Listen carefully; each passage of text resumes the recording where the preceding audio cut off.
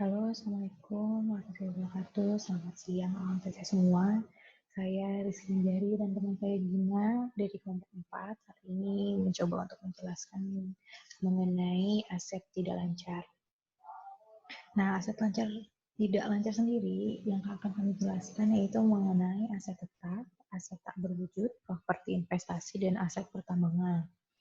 Aset tidak lancar adalah jenis harta kekayaan milik perusahaan yang dapat dilihat dan diukur dengan jelas dan bersifat tahan lama lebih dari 1 tahun. Yang digolongkan aktiva tidak lancar adalah satu, yang akan saya jelaskan mengenai aset tetap.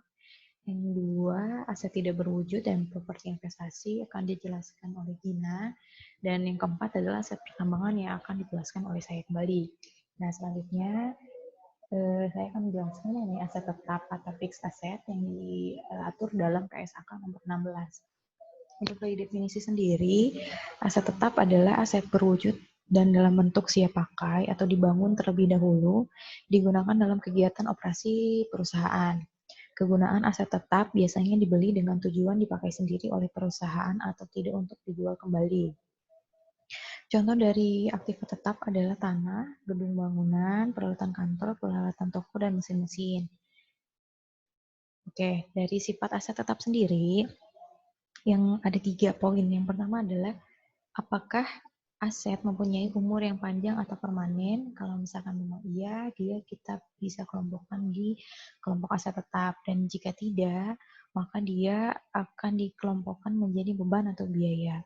Poin 2 adalah aset tetap itu berwujud atau tidak. Jika memang dia iya, berarti dia masuk kelompok ke aset tetap, dan jika dia tidak berwujud, dia masuk kelompok ke aset tak berwujud.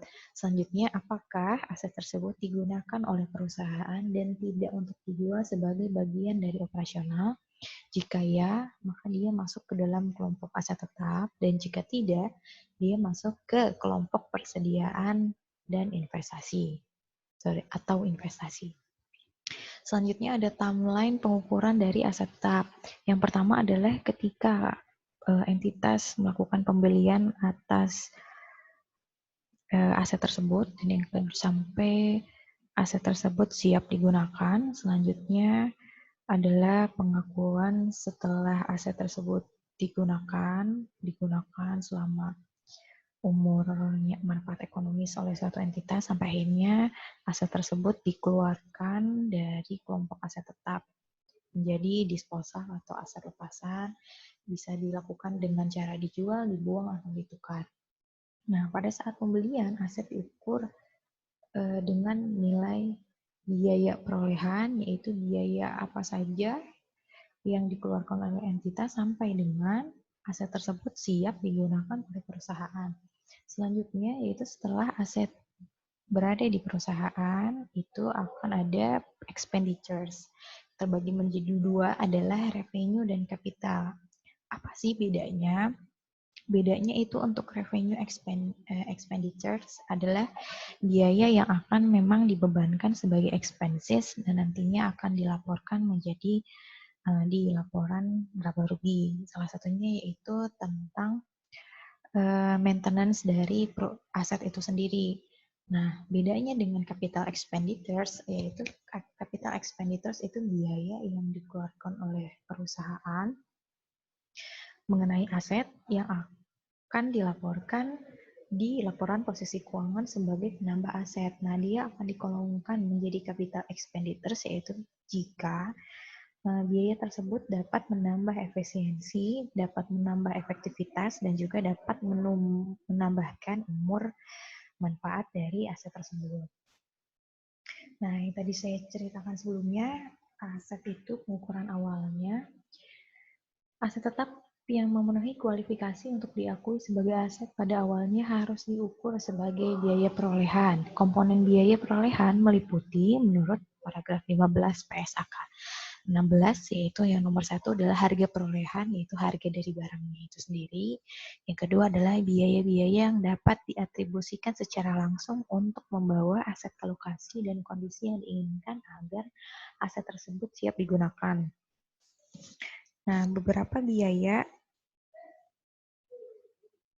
yang dapat langsung ditambahkan ke nilai aset, yaitu misalnya dengan imbal kerja, handling fee, instalasi, dan professional fee. Itu bisa menambahkan dari nilai aset sendiri. Yang ketiga adalah estimasi awal biaya pembongkaran dan pemindahan aset tetap dan restorasi lokasi aset. Nah, untuk pajak sendiri itu bisa ditambahkan asalkan tidak dikreditkan. Jadi semua biaya-biaya yang dikeluarkan entitas sampai dengan aset tersebut dapat digunakan itu bisa menambahkan dari nilai aset tersebut. Contohnya dari insurance juga, freight juga bisa. Selanjutnya adalah pengukuran lanjutan aset tetap. Jadi setelah aset digunakan, entitas dapat memilih antara dua. Apakah akan menggunakan cost model atau revaluation model. Dari cost model sendiri adalah nilainya itu dari biaya perolehan dikurangi akumulasi penyusutan. Tergantung dengan metode penyusutan apa yang dipilih oleh entitas. Yang kedua ada revaluation model atau revaluasi model, yaitu diperoleh dengan mengurangkan nilai wajar tanggal revaluasi dikurangi dengan akumulasi penyusutan. Nah, dari evaluasi ini harus dilakukan secara reguler, juga harus menyeluruh terhadap aset tetap yang memiliki kelompok yang sama. Pencatatan dengan evaluasi aset juga terbagi menjadi dua untuk proporsional dan eliminasi. Dari proporsional sendiri, itu nilai akumulasi depresiasi dan harga perolehan dinaikkan secara proporsional sehingga nilai bersih aset sama dengan revaluasi. Berbeda dengan eliminasi, yaitu nilai akumulasi depresiasi ditutup mengurangi nilai aset, kemudian aset dinaikkan menjadi nilai revaluasi. Ini ada contoh tentang transaksi pencatatan menggunakan metode proporsional dan eliminasi. Dengan transaksi yang sama, perusahaan membeli aset tanggal 1 Januari seharga 100.000 dengan masa manfaat ekonomis 5 tahun tanpa nilai sisa, dianggap menggunakan garis lurus, yaitu berarti menghasilkan depresiasi sebesar 20.000 setahun, dan melakukan revaluasi tanggal 31 Desember 2012 dengan nilai wajar aset sebesar 90.000. Jadi akan ada kenaikan nilai aset sebesar 10.000 dibandingkan dengan book value. Nah, jurnal yang berbeda yaitu di tanggal 31 ketika melakukan revaluasi. Nah, dari atas selisih dari nilai wajar dengan nilai buku, terdapat surplus revaluasi sebesar 10.000, tapi terdapat penambahan mengenai akumulasi penyusutan sebesar 2.500.000. Nah, selanjutnya yaitu metode eliminasi. Berbedanya adalah di jurnal revaluasi tanggal 31 Desember, di mana kita menghapus dulu jurnal kita menutup akun akumulasi penyusutan sebesar 20.000. Nah, berarti ini nilai asetnya sebesar 80.000, yaitu 100.000 dikurangi 20.000, lalu menambahkan aset tetap 10.000 ke surplus revaluasi 10.000. Jadi total nilai aset di sini sebesar 90.000 sesuai dengan nilai revaluasinya.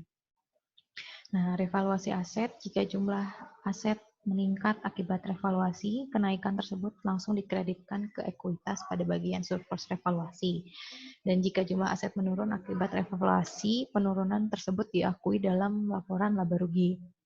Nah, di sini ada contoh pelaporan mengenai kenaikan nilai aset atas revaluasi. Yang pertama itu ada di kelompok ekuitas di laporan posisi keuangan. Ini sebagai surplus revaluasi aset.